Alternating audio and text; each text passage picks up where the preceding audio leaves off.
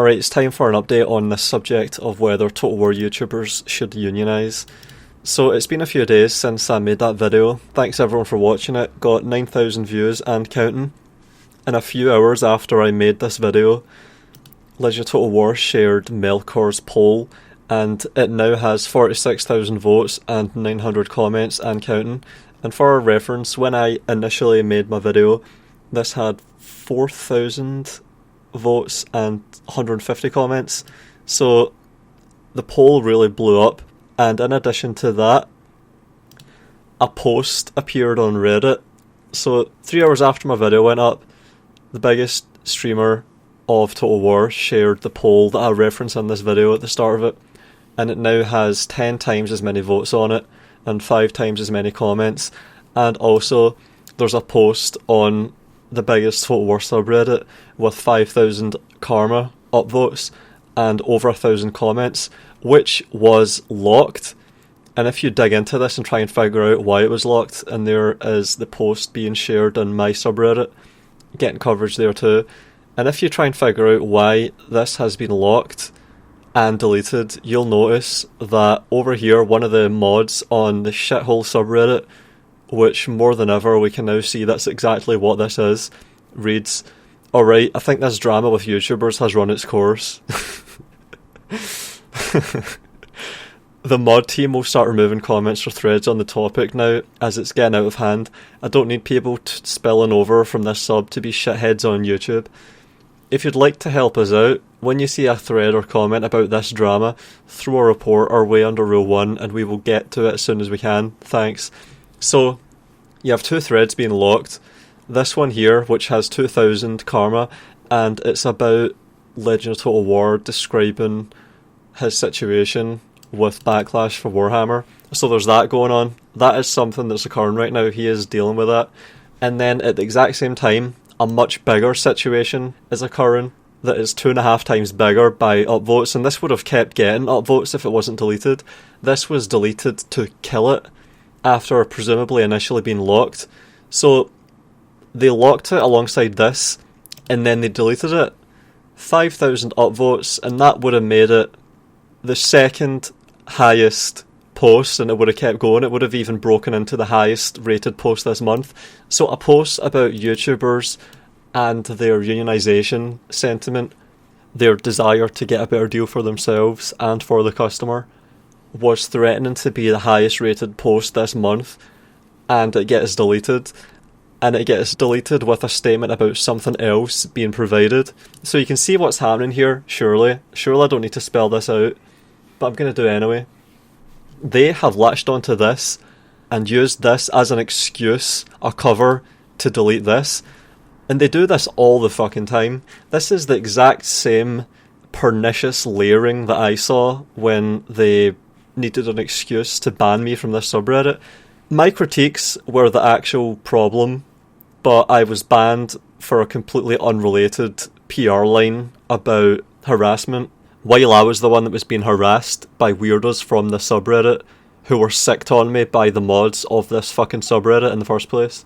And I have breakdowns of that on my subreddit where I go through how the mods of this place broke every single rule they have in order to sustain those kinds of campaigns. So this is what they do. They blame something irrelevant and then they act along the lines of what that permits to do something else that they actually want to do. It's layering. It's like they launder their motivation by feeding it through some other event that's going on.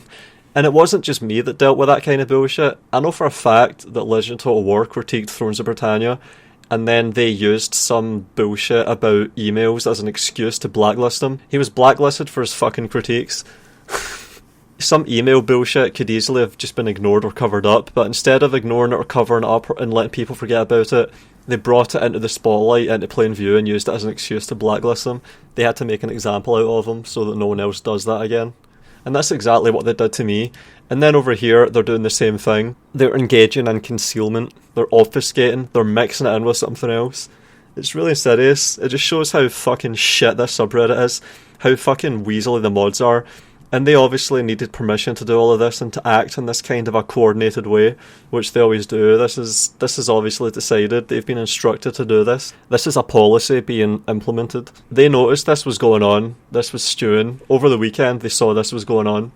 And then people obviously got into work on Monday morning, and then this decision was made. And here you have the results of the decision. A lock at first, and then a delete. So, fuck the mods on here. Look at this garbage you're facilitating. Useful idiots doing this shit for free. Just want to point out how disgusting this is as an update, and show how much resistance there is to this kind of thing. See how it's not fair? We're not in a completely fair environment here. There are forces at play that are always trying to sabotage you. Every time you try and do something good, they fuck you over. And people said this kind of thing would happen. I had comments from people saying CA would never let this happen. They would infiltrate it and fuck it up. They would do this, they would do that. You can already see it. It's barely been a day or two and they're already meddling in this situation, pulling the strings to get things to go the way they want them to. So transparent too. Something I mentioned as an aside in my last video was Admiral Price, and I'm going to do it again. I'm bringing him up again because I've just remembered something where he said he learned a lesson, which is that the PR reason is often completely different from the actual reason. He noticed that because, of course, when I started critiquing Total War 2 years ago and I was shitting on Troy, he completely bought the bullshit line that they were peddling, and he's obviously since realised that it was complete bullshit. I couldn't find the tweet. I think he might have deleted it, but it definitely was there. Maybe I'm just not searching properly, but he described in a tweet that he had a realisation that the line that you're given, the company line, is very often just completely divorced from the actual motivations of what happens. And I think we have another example of that right here, where you have this phony bullshit about a complete fucking non-event that's going on, just nothing. Meanwhile, there's a massive shit show, a storm right under their nose that's brewing, and they're already in the eye of the storm of their own making at the moment, and they know it, at least if they look at the concurrent total player numbers for other games. If you value my work and wish to show your support, I have a Patreon page. Special thanks to Matteo Olivetti, Nerdington, the Roddy451, and Halcyon.